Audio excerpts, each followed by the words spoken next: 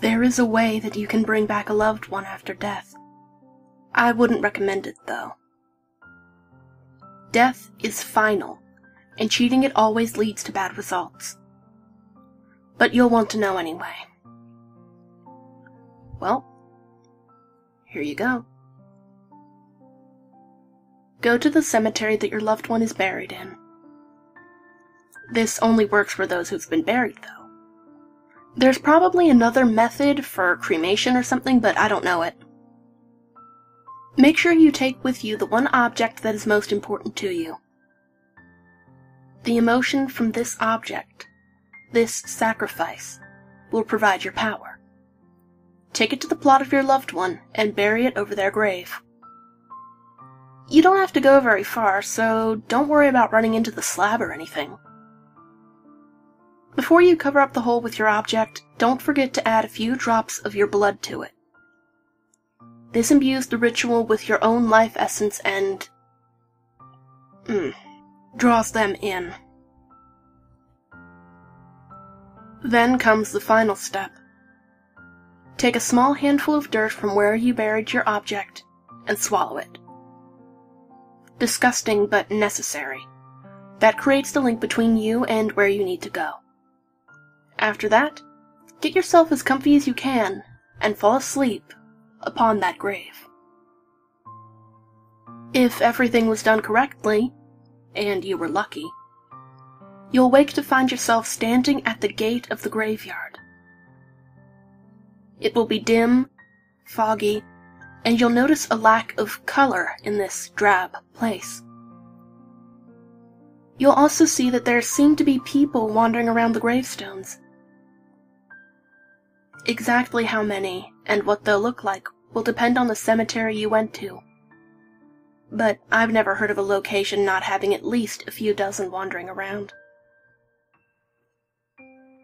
Whatever you do, stay away from them. These are the shades of those left behind from failed rituals, or weak spirits drawn from the surrounding areas to the power of your blood and object. Even if you recognize some of them, do not go near them. They're little more than instinct now, and desire one thing above all else: life. They want another chance to live and crave nothing more. Even if the shade's mind is so far gone it doesn't even recall why. And if one catches you, it will try to steal that life away from you. They may notice you, they may not. If they do, evade them. It shouldn't be too hard, as their reflexes and control are not nearly as sharp as they used to be. Avoid them and look for your loved one. The person may be at their grave or wandering the walkway. You may even find them hiding, terrified of the scene before them. When you finally see your loved one, stop. Don't go near them yet. Call out the person's name and wait. If the response seems genuine, everything is going as planned.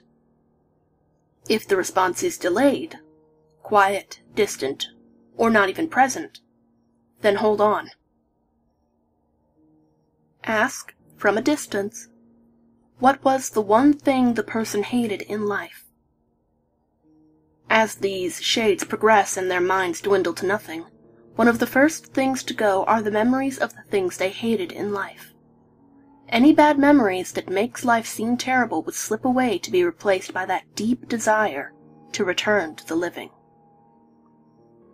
If your loved one's answer seems legitimate, take their hand and pray you weren't wrong. If you are, you may find yourself as a replacement shade, wandering this foggy graveyard. Be aware that their hand will be cold. Freezing. It will be like grasping solid ice, but never let go. Even if your hand starts going numb and your fingers turn black, do not let go.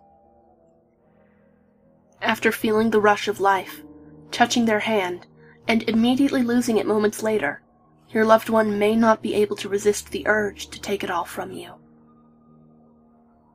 Take your loved one back to the gate, avoiding other shades if you can.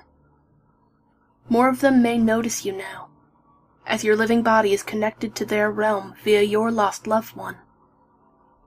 Be quick, be decisive, and do not let go of your loved one's hand. Should you make it and step through the gate of the cemetery, you'll find yourself back in the living world. However, this time, your loved one will have rejoined you at your side, still clutching your hand. To the rest of the world, it will just seem like your loved one went on a long trip somewhere, and recently came back. Nobody will be able to recall where it was they went, or what they did there. Well, nobody except you and your loved one. But they will be happy to see the person's return. After this, I suggest that you never stay in one place too long. Keep moving. Keep roaming. The more random, the better. The moment you start to see the sickly, pale look come across your loved one's face, or the bit of decay that might start forming on your skin, move. Death hates to be cheated, and if he catches up with you and your loved one, he'll make sure that you both feel every bit of the rotting sickness that will build up in your bodies, until your loved one once again falls to the grasp of death and returns to the cemetery. This time, however, they won't be alone. You'll be joining. Maybe you'll get lucky, though. Maybe someone will make this journey for you. They'll take your hand and drag you back to the world of the living, only for it to all start once again.